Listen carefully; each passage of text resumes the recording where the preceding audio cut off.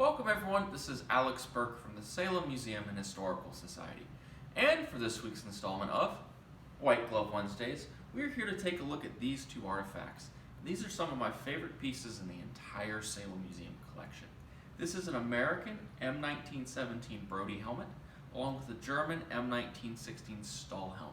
This is what the Americans and Germans would have worn throughout World War I. And they're truly fascinating pieces of history because the start of World War I, neither side, Central Powers or Allies, went into combat with a steel helmet. If you were on the Allied side, it would be a canvas hat. If you were on the German and Central Powers, it would be a leather helmet with a spike on the top of it, known as a pickelhaube.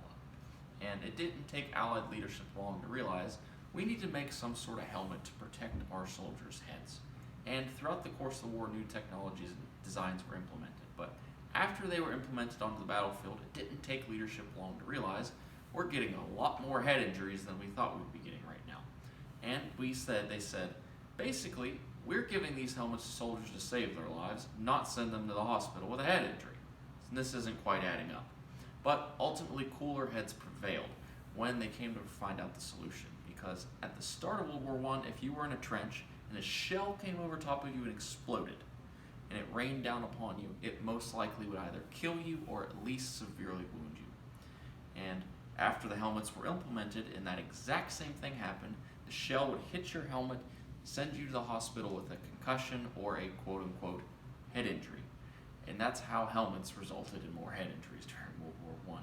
But that exact thing happened with this helmet right here. This was worn by Salem native Thomas B. Schilling, and I'll turn it around and spin it around so you can sort of get the full view of it. But Schilling wore this throughout World War I, and that exact thing happened to him when the shrapnel struck the helmet and made this dent right here, saving Schilling's life, but giving him a nasty headache in the process.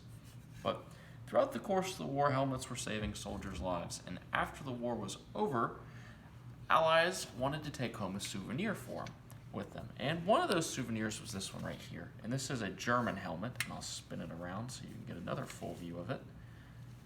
The really unique thing about German helmets is most modern helmets are basically this design because it protects your neck a lot more with this back ring. And get a little inside view of it. But Allies wanted to take a souvenir home with them, and the problem was, at the end of the war, there wasn't really a whole lot of boxes you could ship things home in. So, simply, they just put a mailing label on the front of the helmet and sent it home that way. And it's a truly unique piece of history, how to think about how this helmet got to the United States. And on the label, you can even still see Salem, Virginia. But, put it back. And that's going to conclude it, everyone, for this week's tour, this week's artifact exhibit. Thank you so much for tuning in. This was Alex Burke from the Salem Museum and Historical Society. I'll see you next time.